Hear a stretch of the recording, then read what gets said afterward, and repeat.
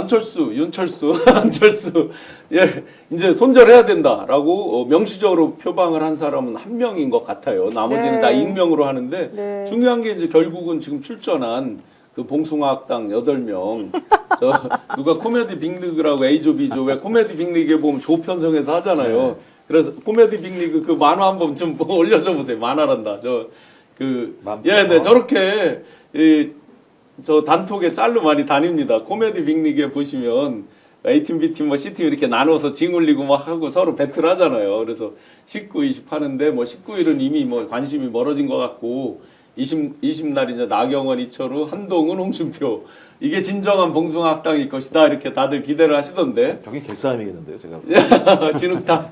개싸움. 네, 네, 네. 왜냐면 일단 한동훈하고 그다음에 나경원하고 엄청 싸우지 않겠습니까? 네. 그 빠루 가지고 엄청 싸웠으니까. 작년 그 7월쯤에 있었던 그 대표 선거에서 갑자기 어느 걸 하나 확 오픈해 버렸잖아요, 한동훈 씨가. 그러니까 예를 들면 이제 공소를 취소해 달라고 얘기를 한 네. 건데 보니까 그게 뭐 나 혼자 했습니까? 우리 전체 한 거 아닙니까? 혼자 한 거 아닙니까? 이렇게 약간 얘기를 해버렸기 때문에 네. 제가 볼 때는 저 악의원들이 남아 있고 감정이 남아 있으면 감정은 이 말도 했잖아요. 개싸움으로 갑니다. 저 네. 한동훈만큼은 같이 갈 수 없다 뭐 이런 식으로 말했죠. 네. 또 그 나경원은 또 드럼통까지 들어가지 않습니까? 네. 제가 볼 때 뭐든 할 사람이기 때문에 이날 아마 토론 재밌다고 얘기하면 이상하다 좀 보니까 좀 국민들한테 매우 이 화가 나고 염증이 날 수 있을 것 같다. 그러니까 한 인간도 내란을 일으켰는데 잘못했다라고는 반성을 안 하는 거예요. 없죠. 저기에 있는 집단들은 단 한 명도 없습니다. 적어도 국민들의 마음을 아는 정치인이라면 가장 기본이 소위 우리가 뽑아놓고 우리가 만들어 놓은 대통령이 내란을 저질러서 너무 죄송합니다. 앞으로 우리가 그런 싹들을 아예 나오지 못하도록 만들겠습니다라고 얘기를 해도 안 될 판인데 그 찍소리 못하고 있다가 지금 간철수 간 보고 있다가 한마디 한 거잖아요. 결론은 네네. 자기 펴어들라고. 음. 전 저런 집단들이 모여서 토론을 하게 되면 국민들이 더 화가 나시죠. 그럼 저 8명 외에 다른 7명, 나머지 7명 중에 저 윤석열을 손절해야 된다고 할 사람이 있을까요? 없죠 지금 저기서 누가 그러겠어요. 근데 저거 얘기한 템버린 얘기한 사람도 있잖아요. 그건 강력한 직접적인 공격인데 제가 보기에는. 한이요? 네네. 그래도 그렇다고 해서 지금 윤석열을 공격해서도 제가 뭔가 할 것 같지는 않고요. 네. 안철수 후보는 2022년 2월 23일 날 그랬어요. 1년만 지나고 나면 내가 그 사람 뽑은 손가락 자르고 싶다고 할 거다. 그러다가 갑자기 3월 3일 날 네. 열흘 만에 했죠. 네.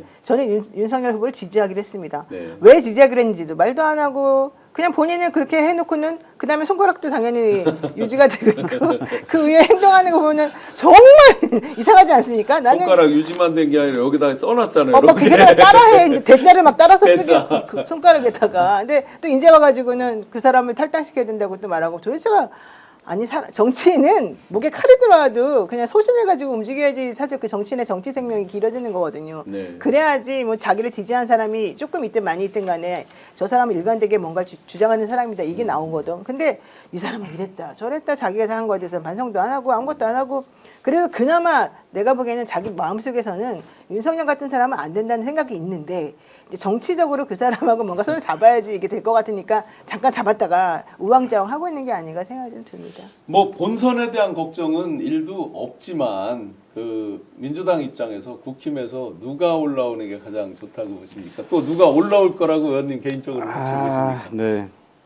그 안철수 의원 우리 노 변호사님 말씀하셨으니까 그 제가 이렇게 본회의장에서 관찰한 안철수 의원 이때는 또 반대표를 하네, 이때는 찬성표를 하네, 이때는 뭐 탄핵 가결을 하네 이 모습들을 쭉 보면 약간 이제 기업들이 경쟁을 할 때 보면 시장 선도하는 기업이 있고 따라가는 네. 후발주자, 퍼스트 무버가 있고 패스트 팔로워가 이등 있고 전략이 있지 않습니까? 네네네. 그러니까 안철수 의원, 너무 안 좋게 얘기하나?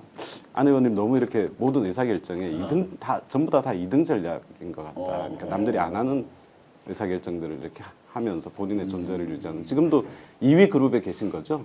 예, 1위 그룹에 한 3분 정도 계신 것 같고 4위 그룹이라고 얘기하는 2위도 아니죠. 2위가 지금 너무 5위 정도 되는 걸로 제가 알고 있어요. 4, 5위. 그러니까 그룹으로 봤을 때 그룹으로 3강 뭐 해봤죠. 2중 네, 뭐 몇 중인지 비주류죠, 모르겠는데 비주류. 네. 지금 뭐 국민의힘 후보 뭐 김문수 전 장관, 뭐 홍준표 전 시장 얘기를 많이 하시는 것 같은데 저는 사실 뭐 한덕수 총리가 조금 신경이 쓰이긴 합니다.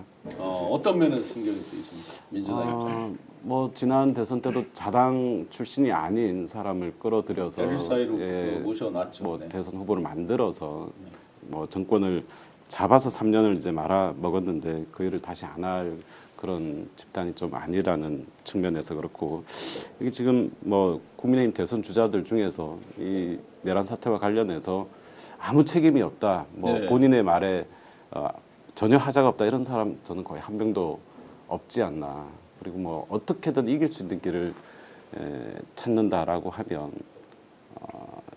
5월 3일인가요? 예. 5월 4일인가? 뭐 사퇴 시한 전에 한 총리가 사퇴를 하고 또다시 단일화를 네.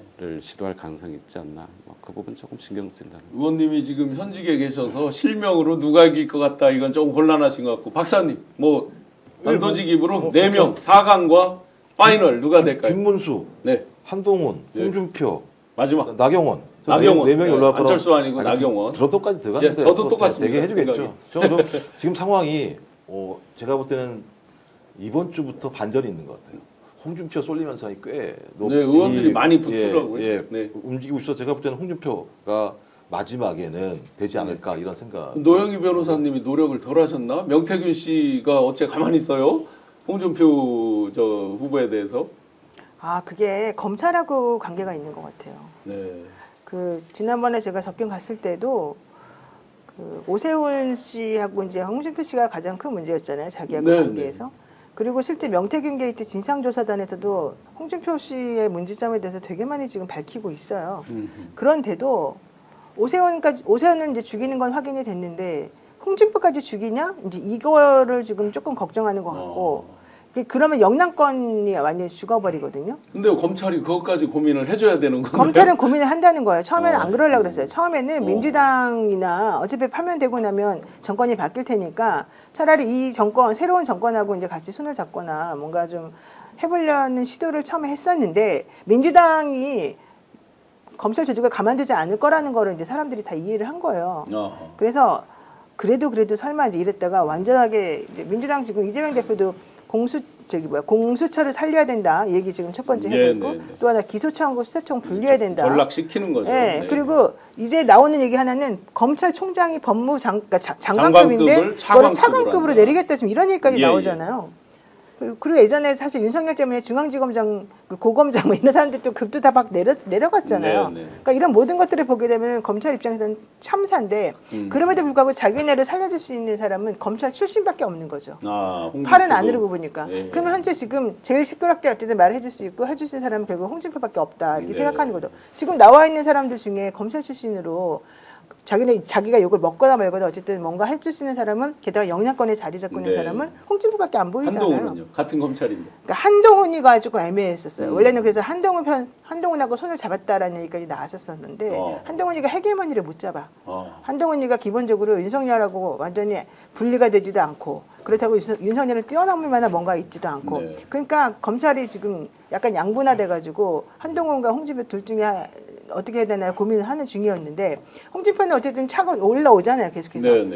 그런데 한동훈은 그런 게 없어도 사람들을 아우르지를 못하고 자기네 조직 사람들을 뭔가 챙겨주지도 못하고 한동훈은 그런 게 정말 잘 못하거든요. 그러다 보니까 차라리 홍준표를 살리는 게 낫지 않을까 생각이 들었던 것 같아요. 그래서 지난번에 제가 접견 갔을 때도 홍준표에 대해서는 검찰이 아직까지 못 정했다라고 명태균 씨가 진짜 그렇게 얘기를 했고 방향성을 살릴지 죽을지. 그래서 그쪽 검찰청에서 이 수사를 하지 않고 경찰로 그냥 공을 넘길 것이다. 맞아. 대구지방경찰청으로 갔더라고요. 그 얘기를 했어요. 그래서 제가 그때 방송 나와가지고 여기서 앉아가지고 아마 그 얘기를 제가 한번 했던 것 같은데 근데 그 말이 그대로 되잖아요. 그러니까 이게 그렇다면 명태균 씨가 그걸 어떻게 알겠어요, 저희가. 그러니까 명태균 씨하고 검찰하고 지금 뭔가가 나는 커넥션이 아주 강력히 있다고 봐요. 오늘 방송 어떠셨습니까? 마음에 들었다면 구독, 좋아요로 스픽스를 응원해 주십시오. 여러분들의 구독, 좋아요는 가장 큰 힘이 됩니다. 스픽스 구독, 좋아요.